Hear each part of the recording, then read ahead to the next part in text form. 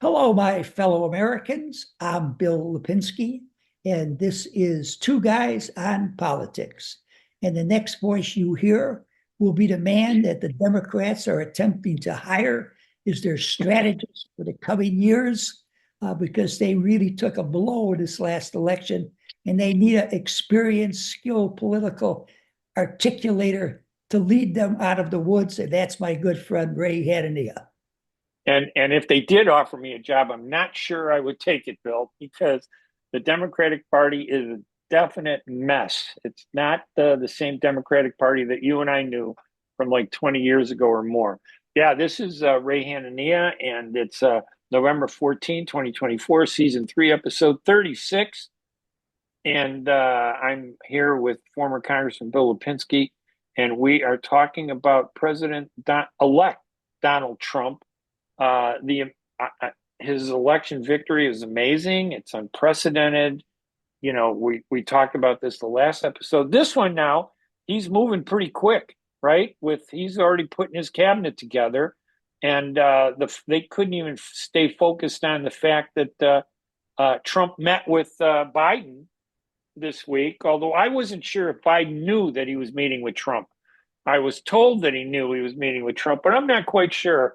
That meeting was too friendly, but that was a good sign, I thought. But I thought it was Melania a very Trump, good sign. yeah, Go but ahead. Melania Trump said that she was doing something with her book and couldn't do the meeting with Jill Stein. And the media was saying, oh, that's a snub. And I'm thinking, well, why doesn't Jill pick another date then and invite her? And then if she says no to that, then maybe that is a snub. But the media is too excited to jump, and they're just jumping all over Trump.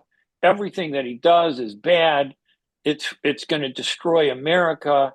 It's going to destroy our judicial system. It's going to destroy everything. They hate every appointment and nomination that he's made so far. They're going crazy the way they describe it. These are criminals. These are that. And I'm just sitting there, sitting back, and I know one thing about Donald Trump, and I think you do too. We saw him in office 4 years ago. He had a revolving door of cabinet officials that almost rivaled the revolving door of former Mayor Jane M. Byrne. Do you remember the first year when Jane Absolutely. Byrne was the mayor? She went from one group of friends to another group of friends, as you may have recalled, and she had like 40 cabinet people on her first budget. The pictures of 40 people, and I spent that first year crossing off faces as each one left. And so there was a point where there were only like 5 people left out of 40. Trump is just like it. A lot of his first 4 years, people would come and go. So I'm not so worried about these appointments. Are you, when you see all these different names? I'm sure there's some that raise some red flags, but Well, there are, I think some of them are, there's a couple I think are very good. There's one I think is terrible, and the rest of them I think are somewhat mediocre. But I want right. to say the news media has the posture they have because the biggest loser in this election was the mainstream news media. Mm-hmm. Have been after Trump since he was originally elected. They have said everything negative possible about this guy all the way up to this present election. And he winds up winning. He winds up winning very, very big. It was a repudiation of the mainstream news media in I this. agree with you. The American people finally woke up to all the lies, distortions, untruths that the mainstream news media peddles against people who they don't like in the party they don't like, the Republican Party. So I'm not concerned about them. And at least I wish they would get some religion, as we used to say in the old days, and try to be rather objective the way they're supposed to be as journalists and not propagandists. Yeah, I've been watching. I turn on CNN now and MSNBC for entertainment. Now, just because I'm in my car and I want to laugh, I usually listen to forensic files, but I don't see any difference between the crimes of any of those stations that are being discussed. But I did find a station called News Nation, And I've been watching that station, and they seem more in the middle.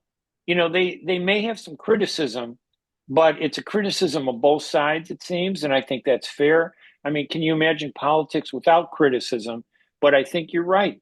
This election, uh, Donald Trump's election and defeat of Harris is really a big loss for the media. They lost. You're absolutely right. This was a referendum on them, on the media. The media, I think, lied. They did everything possible to get Harris elected, and they failed. I mean, imagine she had $1 billion and the news media helping her, and she still couldn't win. And not only could she not win, she couldn't do what Hillary Clinton did, which was to lose but have and win the popular vote. He won the popular vote. That's a referendum on the media. I think they need to get their act together, and I think people see past them.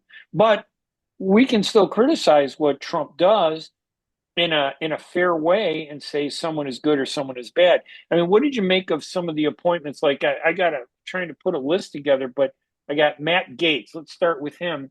I He's think a that congressman from Florida to attorney general.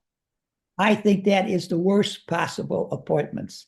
I think this Really? guy is reprehensible. I don't think that this guy knows that much about the real law.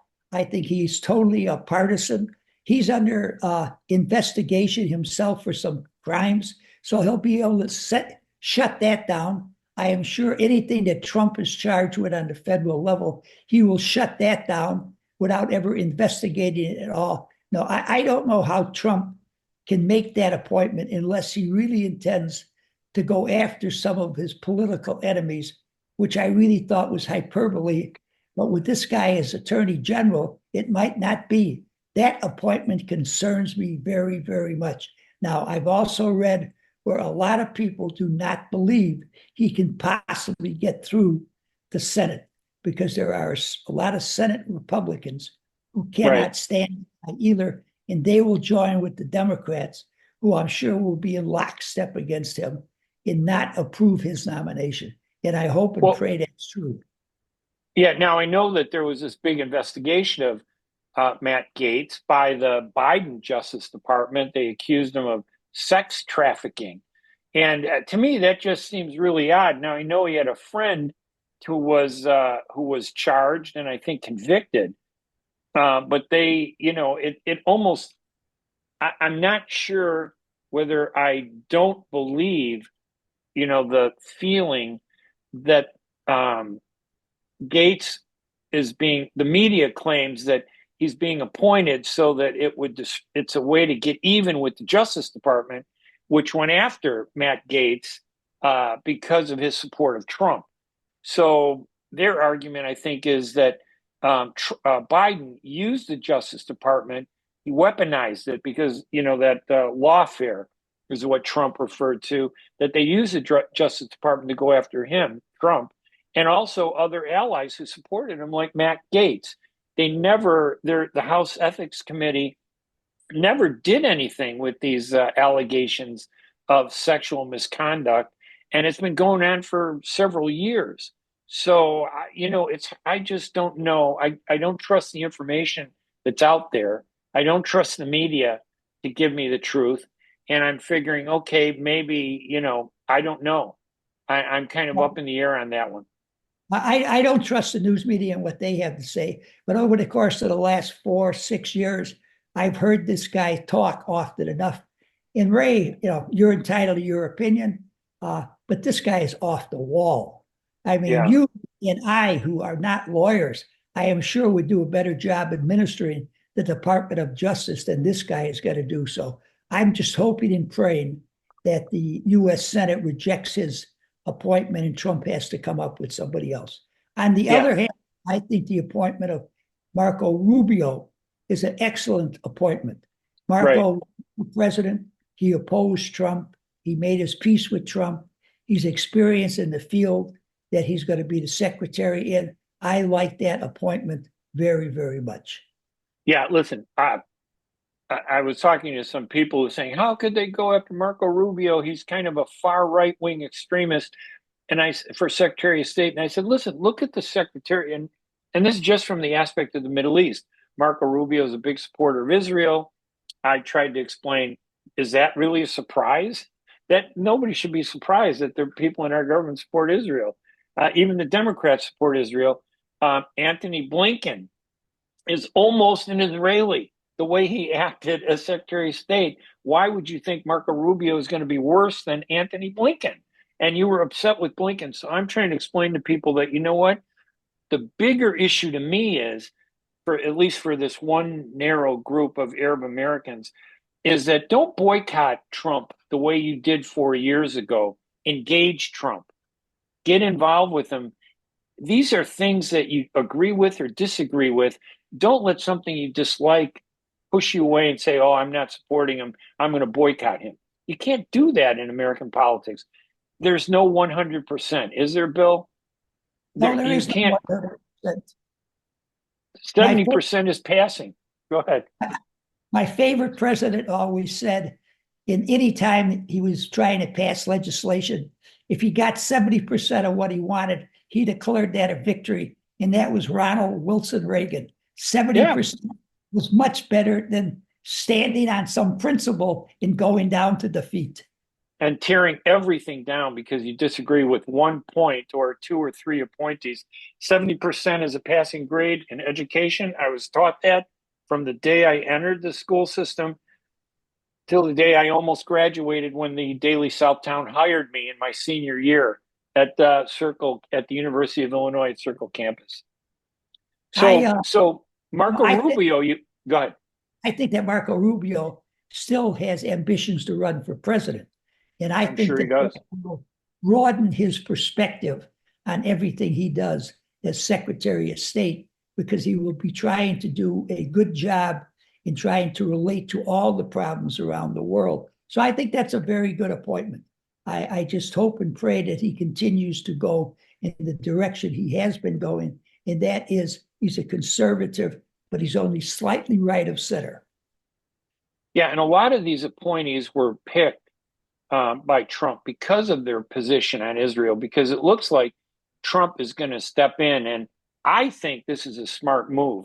I don't know if you remember when Menachem Begin and the Egyptian president, well, even before Clinton, when Jimmy Carter was president, and yes, what was the Egyptian president's name at the time? It just escapes me. Anwar Sadat. So they said at that time that if you have a tough policy and if there's strength around Israel, Israel's more likely to make concessions. But if you have weak people around them, they're not going to make concessions. And I think that was the problem with the Biden administration. I think that Biden's administration was very weak, and that allowed Israel to be really tough and do whatever it wanted to do.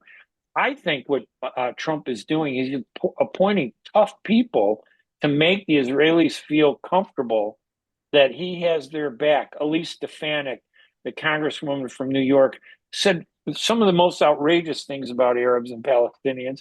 She's going to be the UN ambassador. And when Arabs talk to me, they say, oh my God, she's horrible. I said, is she any different than Linda Greenfield Thomas, who vetoed every resolution but only abstained on one, critical of Israel? What's the difference?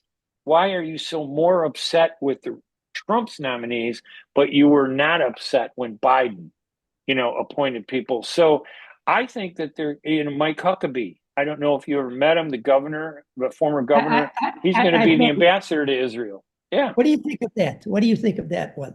Well, I met Mike Huckabee too about maybe 10 years ago in Washington, D.C. at a Arab Israeli comedy presentation that he helped host. Now, I don't like these right-wing evangelical Christians.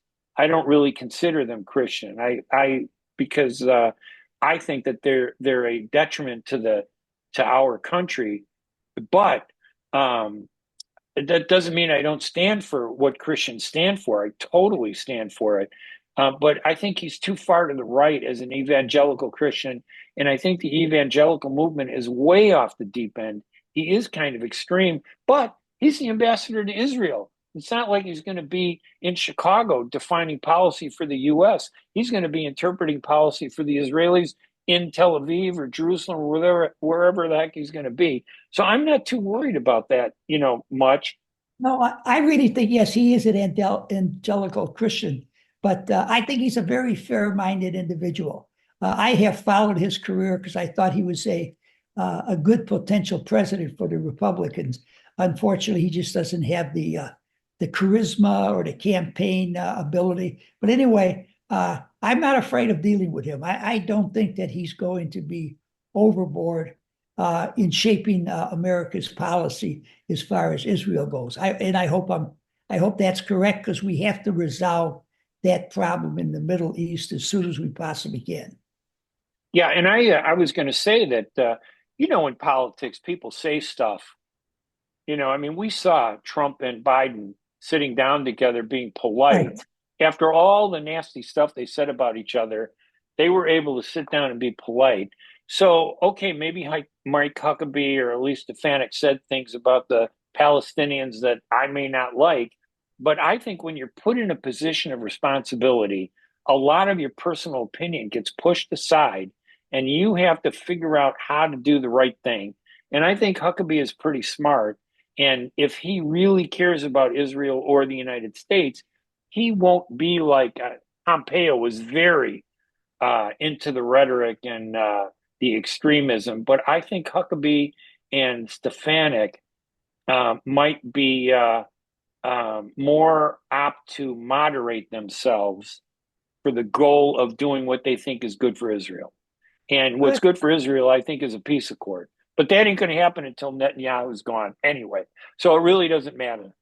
Okay. Nothing's going to change. What do you think of Kelsey, the one that No. she was Oh, a Democrat, then she became a Republican? Tulsi Gabbard. Yeah. Tulsi Gabbard. She's going to be the director of national intelligence. The criticism I hear of her is that she's a conspiracy theorist, that she has had these different views, and she's, I guess, a former congresswoman from Hawaii, Yes. right? Wasn't she a Democrat at one point and then became a Republican? I never, and she was a U.S. Army Reserve officer too at the time. So, I mean, I don't know enough about her. These were people that nobody really paid attention to, partly the media's fault, because they didn't want to talk with these people. They didn't like them because they were, on the conservative side, and the media always pumped up the liberal side. So, I mean, that's one of the areas that I got to look into in terms of, what could she do as director of national intelligence? And I guess the one thing that's really important, and maybe you tell me if you disagree, but these are big bureaucracies too. When you talk about the State Department, the Defense, the Pentagon, you put somebody at the top overseeing everything, but there's still a bureaucracy of people that do things a certain way. It's not that easy to change and stop the wheels from turning the way they have been. So I'm not as concerned. And like I said, I don't think all these people are going to last more than 6 months. I think that there is a revolving door in the Trump administration. He gets upset very easy, with people if they don't do what he wants, or they do something he doesn't like. Any one of these people could be out on the street before they even know it. That certainly is his track record. There's no question about it. I'm concerned about her because in talking to people I know in Congress, they are concerned about her mental fitness. They said that, she was in Iraq, she was in Afghanistan, and they said when she came back, she seemed to be suffering from, the PTSD. PTSD. Yeah, exactly. Yeah. So they just do not feel that comfortable of her being in that kind of position. But as you say, it's a big bureaucracy. It's not, private government. It's not private business. It's government. Government moves very, very slowly. So I don't know how much damage that she could do. And I do believe that she's very sincere in what her opinions are. And I think that, her opinions may not be something you and I share, but I don't think she comes at it from a particular, point of view where she's trying to get even with people. And I just Right. hope she does a good job. Yeah, and I have no problem giving most of these people the benefit of the doubt to do what they need to do. And if they do something wacky, but the problem again, it goes back to the news media has never been fair about any of these conservatives. We're not getting an honest look at them now. I can't trust the media when they attack Tulsi Gabbard.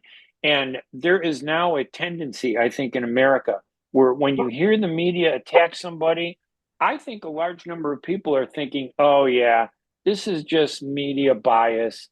It's Absolutely. probably not as bad as they say. So I'm willing to give her the benefit of the doubt. I think they actually help. If there was criticism and they were fair, it would make a difference. But they're just not fair.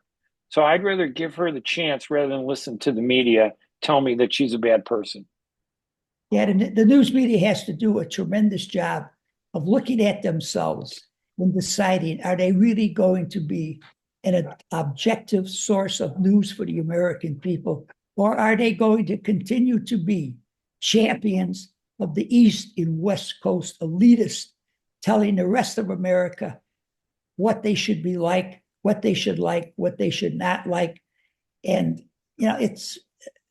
there's a rebellion this time in the election. I hope the American people continue to look at the news media with a jaundiced eye. Yeah, and I think I'm not sure. Was it Tulsi Gabbard or Kristi Noem, the governor of South Dakota? I can't remember. And let me look what Kristi Noem is being appointed to.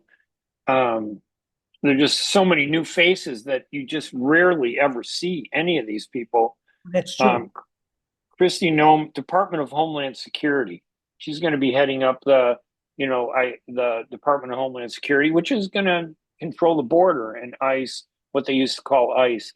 But I wonder if it's Tulsi Gabbard, who the media was claiming wants to end the Ukraine war, supports, has had positive things to say. And again, this is in the past about Putin. There were a lot of people that said positive things about Putin before he invaded Ukraine and became and then stories came out about him using radioactive poisons to kill his rivals. Putin is certainly no good person, but dredging up some of this old stuff, it'll be interesting to see what her position is on Ukraine and the Soviet Union. I agree very definitely. There is an argument to be made in regards to Ukraine about all the money we're spending there. Yes. That it's definitely a war of attrition, and there's no way the Ukrainians win a war of of attrition. Yeah. I mean, they're just smaller than the Russians. And now the Russians are bringing in troops from North Korea to help them fight the war. We have to get in there. We have to find some kind of settlement. If we have, I suppose this is a sacrilege, but if we have to give up some of that eastern Ukraine to the Russians, the people there speak Russian much more than they speak Ukrainian. So if we have to do that to end the war and to try to exact some kind of promise from Putin that he will not start any of this stuff in the future, I think that we could broker a fair deal there where the Ukrainians give up some of their eastern part of their country if they get peace and quiet and security for the rest of their country. Yeah, I don't trust Putin and I don't trust the Russians. It's a new Soviet Union, that's what he's trying to build, and I think he's a threat. I think that we need to recognize that fighting in defense of Ukraine is a defense of America and democracy. And unfortunately, it is costly, and we just have to figure out a way to keep doing it. I'd hate to see Trump, end that war just to save money, to focus on the economy. We have to give the Ukrainians every weapon that we have that will allow them to win this war. We have to give them the fighter planes that they want, The fighter Right. planes we promised a year and a half ago, and I don't think they've gotten one as of yet. We have to give them a lot of long-range missiles that can strike at targets deep in Russia and make the Russians really very Right. unhappy about being involved in this war. We got to force an armistice that will be to the advantage then of the Ukrainians, but we haven't been doing that. We've been Right. using the Ukrainians to bleed the Russians monetarily and with manpower. It has to be terribly humiliating for the Russians to ask the North Koreans to send them troops to fight Right. in the war. The big, powerful Russians, Right. the bear. And here they're Yeah. asking a country This, like North Korea for their troops. It has to be terribly embarrassing. this was the war that was only going to last 3 days, 3 years ago. Right. Remember? Yes, absolutely. So I think Putin has been embarrassed beyond belief. Um, but I also believe that despite Trump's words, he is unpredictable. There has been a revolving door. I don't think what he said prior to the election will actually hold. I think he'll adjust to whatever the circumstances are. And if Putin doesn't do something that he likes, the difference between Trump and Biden is Trump is strong, and I think he's resolute, maybe a little erratic, but that I think is better than somebody who was weak and not forceful. I think we're all in today's trouble because Biden, while he may have been a good person as a president, I don't think he was tough enough. I think he was rewarded with the presidency because he's with the Obamas. And I think that they helped get him in, and for no other reason than, oh, he was a part of our team and he's a good guy. That's not a good reason to have a president. So we'll see. Well, I think that Joe Biden is very similar to Jimmy Carter. He was not a good president, but he's a wonderful human being, and I wish him luck in his years after the presidency. But I don't think Joe should have ever been president. He did not have the ability to really be forceful.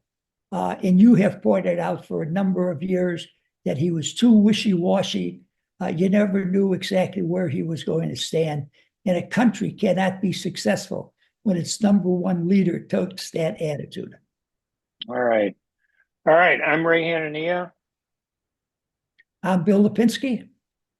and this has been Two Guys on Politics, and we will talk to you again next week. We'll see how many of these nominees, how far they get, and if they do get into office, how long they stay. Everybody, you have a great week. Talk to you later. Take care, Ray. Thanks, Bill.